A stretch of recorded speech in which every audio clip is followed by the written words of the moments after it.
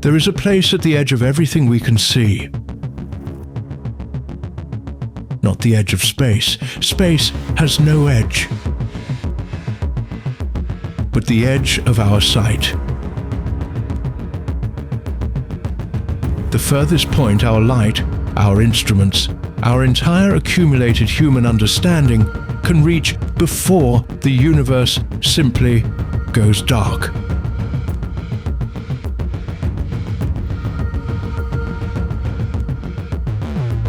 And right there, teetering on that boundary, something ancient is burning.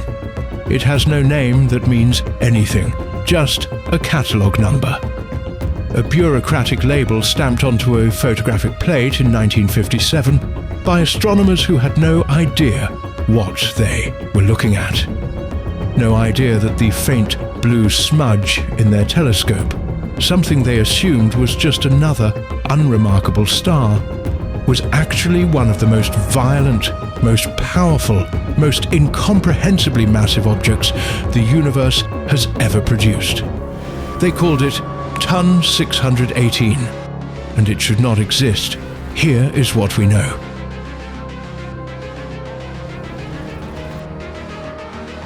$10.8 billion years ago, light left a place so far away that the universe itself was barely a toddler. The Big Bang had happened only 3 billion years prior. Galaxies were still forming, colliding, figuring themselves out. Stars were being born in enormous, chaotic bursts. Everything was younger, denser, more violent. The cosmos was still deciding what it wanted to be. And somewhere in that young, turbulent universe, in a galaxy we still cannot fully see, something was eating, not slowly, not quietly, consuming on a scale that our physics still struggles to explain. Pulling in gas, dust, entire solar systems worth of material, swallowing it all and radiating so much energy in the process that it outshone every single star in its host galaxy. Hundreds of billions of stars, all of them invisible beneath the blinding fury of this one central point. That light, that ancient 10-billion-year-old light, is still traveling. It has been crossing the universe for longer than Earth has existed, longer than our sun has burned. And it reaches us now tonight as a faint signal on our telescopes, a whisper from the very beginning of cosmic time. We call what we are seeing a quasar, and at its heart is a black hole with a mass of 66 billion suns. To understand why that number is so staggering, we need to start smaller, much smaller. Our own galaxy, the Milky Way, has a black hole at its center. We call it Sagittarius A star. It is ancient and powerful and holds our entire galaxy together through the sheer force of its gravity. Hundreds of billions of stars orbit around it across a span of 100,000 light years. It is by any ordinary measure beyond human comprehension. Its mass is 4 million times the mass of our Sun. 4 million suns, Ton 618 is 16,000 times more massive than that. If Sagittarius A star is a mountain, Ton 618 is a planet. If Sagittarius A star is the ocean, Ton 618 is the ocean inside a larger ocean that we don't have words for yet. The numbers stop making intuitive sense. They stop belonging to the world of human experience and start belonging somewhere else, somewhere that has no scale, no reference, no familiar anchor. But let us try anyway. Every black hole has a boundary, a point of no return. Scientists call it the event horizon, the invisible line where gravity becomes so total, so absolute, that not even light can escape. Cross that line and you are gone, not just trapped, gone. Physics itself rewrites its rules for everything beyond that threshold. For a black hole with the mass of our Sun, the event horizon is about 3 kilometers across, a small sphere you could drive around in minutes. For TON 618, the event horizon has a diameter of approximately 2,600 astronomical units. 1 astronomical unit is the distance from the Earth to the Sun, 150 million kilometers.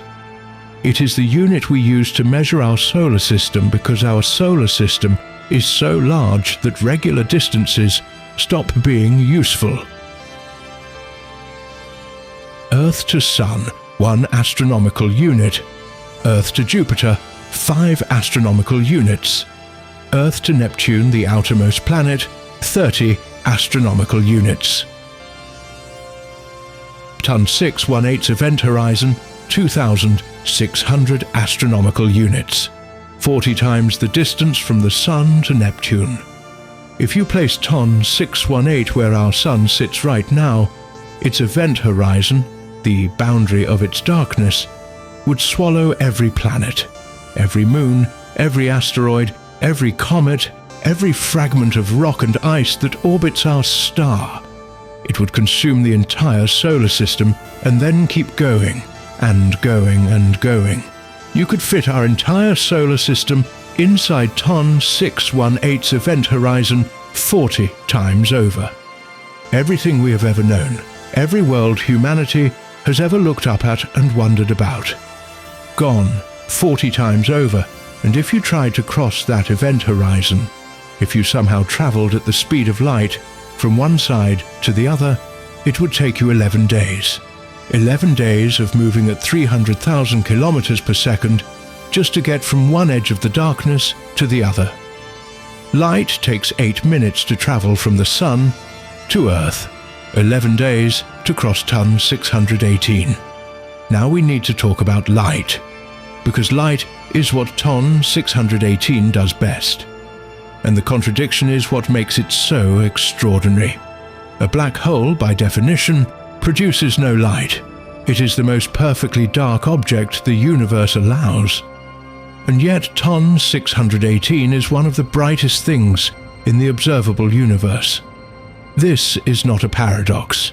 It is physics at its most dramatic. The black hole itself emits nothing.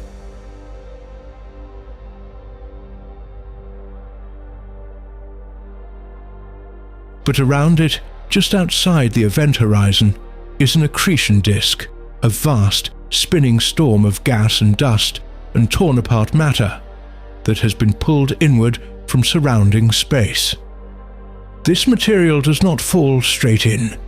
It spirals like water circling a drain, moving faster and faster as it approaches the point of no return. Particles collide, friction builds, temperatures in this disk reach millions of degrees. At those temperatures, matter does not just glow, it erupts.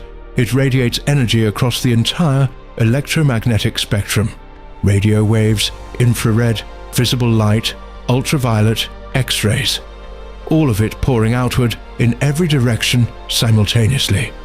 An unimaginable torrent of energy born from the violence of consumption.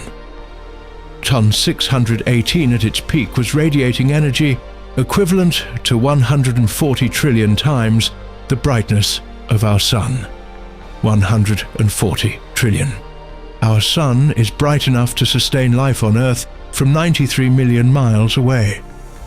It lights up the inner solar system and is visible from neighboring star systems. And TON 618 was 140 trillion times brighter than that.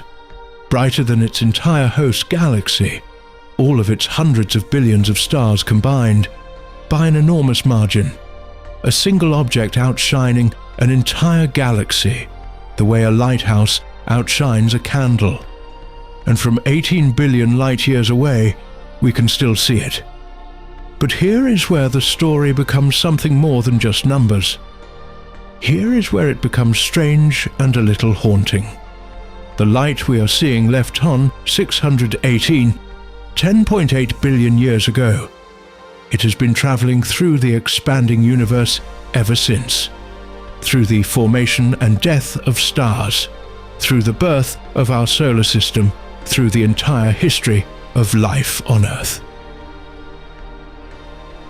That light was already ancient when the first dinosaurs appeared.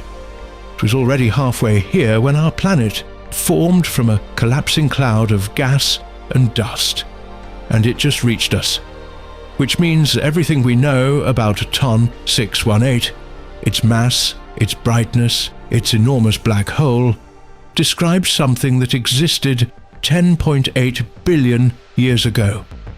We are not looking at TON 618, we are looking at a photograph of TON 618 taken before the Earth existed, and that photograph is only now developing in our telescopes. What is TON 618 right now, in this actual present moment? We do not know. We cannot know. The light that would tell us that story will not arrive for another 10.8 billion years. By then our sun will be long dead, Earth will be long gone, whatever comes after us. Whatever species or civilization or form of consciousness might still be looking up at the sky. They will be the ones to find out. We are separated from the present-day reality of TON 618, not just by distance, by time itself. This brings us to the deepest mystery. The question that keeps astronomers awake. How did it get so big so fast? Black holes grow by consuming matter. Everything that crosses the event horizon adds to the mass. That is simple enough. But growth has limits. When a black hole feeds, the infalling matter radiates enormous energy. And that radiation pushes outward, creating pressure that slows further accretion. This ceiling is called the Eddington limit. It is the universe's way of throttling a black hole's appetite. Under standard conditions, following standard models, a black hole starting from the remnant of a massive star would need tens of billions of years to reach the size of TON 618. TON 618 reached 66 billion solar masses in roughly 3 billion years. Something is wrong, or rather, something is unknown. Something happened in the early universe that our models did not predict and do not fully explain. One possibility: TON 618 did not begin as the remnant of a single star. It may have started as what scientists call a direct collapse black hole, an enormous primordial cloud of gas, tens of thousands of times the mass of our Sun, that collapsed all at once without ever forming stars first. A massive seed from the very beginning, giving it a head start that ordinary black holes never get. Another possibility: in the dense, chaotic environment of the early universe, TON 618 somehow exceeded the Eddington limit, fed faster than physics says it should, consumed matter at rates that violated our theoretical ceiling, possibly through mechanisms we have not yet identified. Or perhaps, and this is the possibility that sits quietly in the back of the scientific conversations, our understanding of early universe physics is simply incomplete.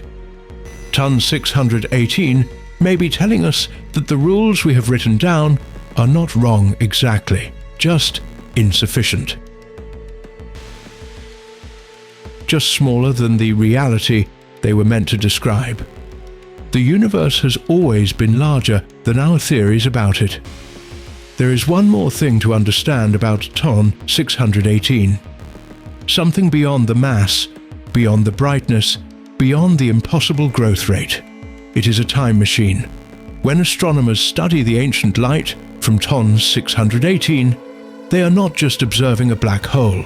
They are reading the universe's autobiography. That light, 10 billion years old, has passed through countless clouds of intergalactic gas on its journey to us. Each cloud leaves a signature in the spectrum, a unique chemical fingerprint. By reading those fingerprints, we learn what the early universe was made of, how it was structured, how the first galaxies were arranged and distributed across cosmic space. Ton 618 illuminates everything that stands between us and it, a 10-billion-year-old lighthouse whose beam we use to map the history of existence itself, a destroyer and a guide. We live in a galaxy with a quiet black hole at its center. Sagittarius A star mostly sleeps. It stirs occasionally when something drifts too close, flickering briefly before returning to silence. Astronomers believe it was once a quasar itself, blazing and violent and impossibly bright during the universe's early, turbulent era. Now it is dormant. The feast is over. The fuel is gone. Ton 618 may be the same by now, quiet, dark, its accretion disk long depleted. The quasar light extinguished billions of years ago, leaving behind only the black hole itself. 66 billion solar masses of pure, silent gravity. A monument in the dark. A relic of an era when the universe was young and hungry and wild. Or it may still be burning. We will not know for 10 billion years. And that uncertainty, that profound, humbling, beautiful uncertainty, is perhaps the most honest thing science can offer us. The universe is under no obligation to be knowable on our timeline.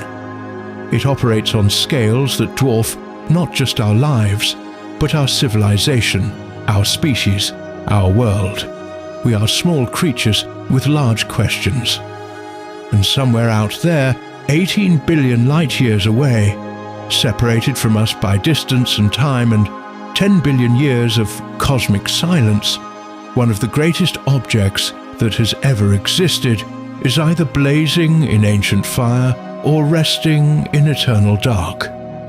And we sit here looking up, holding light that is older than the earth itself, asking the only question that has ever truly mattered. What is out there? We may never fully know, but we keep looking.